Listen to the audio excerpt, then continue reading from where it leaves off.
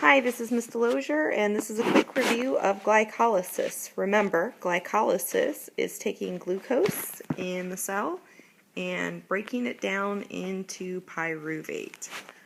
So, we're going to go ahead and draw a quick cell membrane because this takes place in the cell.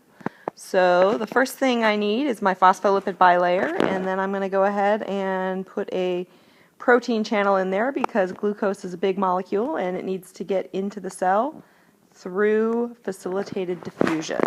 So glucose is going to be moved into the cell through facilitated diffusion, and glycolysis takes place in the cytoplasm. So glucose, the overview is glucose, which is a 6-carbon sugar, is going to be broken down through a bunch of different steps into pyruvate, which is a 3-carbon sugar. So you can imagine that I'm going to make 2 pyruvates out of 1 glucose molecule. So this is a process that takes ATP. Specifically, it requires the input of 2 ATP, which will make 2 ADP and 2 inorganic phosphate.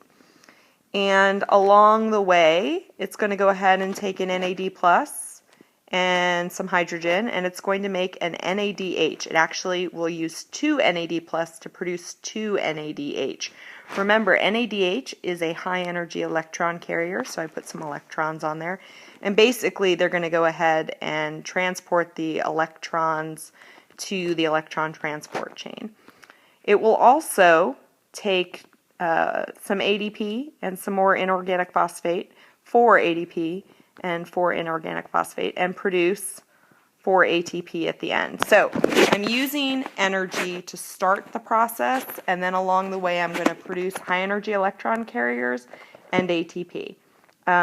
So the net result is the production of 2 NADH and 2 ATP because you have to take into account your costs.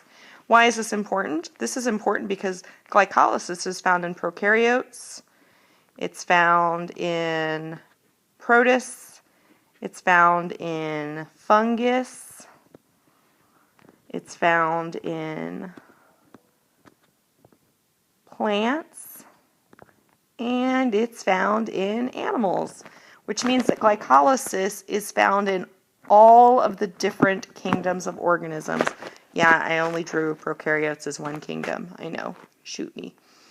Anyway, that means that it is a very ancient pathway and it's highly conserved. All organisms on Earth conduct glycolysis in the same way, which lets us know that this is the most ancient of our metabolic pathways from cellular respiration.